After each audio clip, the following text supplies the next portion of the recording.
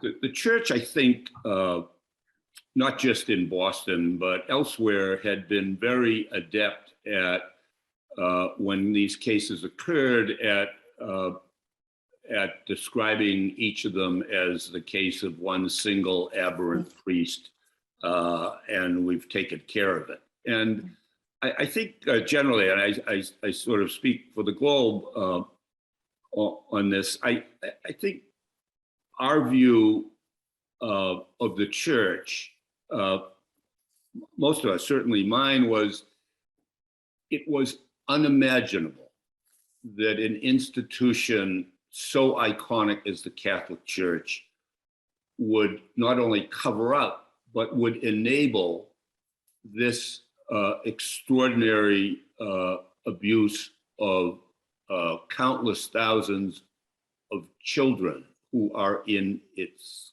care. I mean, the idea that this was going on, I mean, I can't tell you how many times people have said, I can't believe what I'm reading.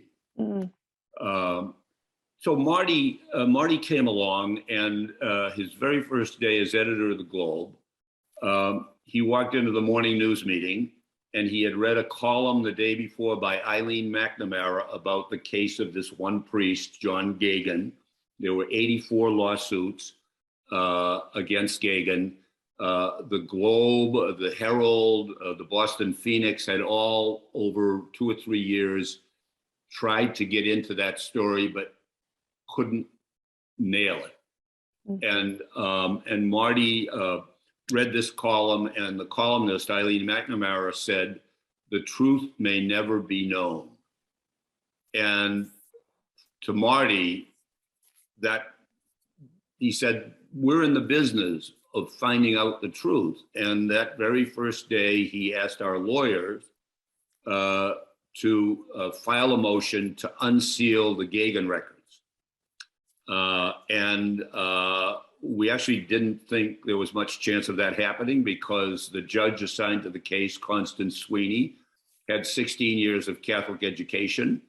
And the early betting was, oh boy. But in fact, in the end, she ruled in our favor. And her ruling was precedential, because she ended up, once the dam broke, handling all of the cases. And in every case, her ruling was that not only would the documents be unsealed, but that they had to be turned over to the media. And so we had, I mean, in Gagan's case alone, we had 10,000 pages of documents. And over a year and a half, I think we way over 100,000 pages of documents that came out. So Marty took a big risk on behalf of the Globe, but I think he saw the story a little bit differently than it had been covered. And he asked the Spotlight team the very same day to look into the case of Gagan. And of course, it was a new boss, and we were so frightened of the new boss that we started out deciding that we knew nothing about this subject, the Spotlight team, and that we would call everybody we could think of who knew anything about this. And within a week, a little more than a week, we got information indicating that one lawyer told us that Gagan was the tip of a very large iceberg.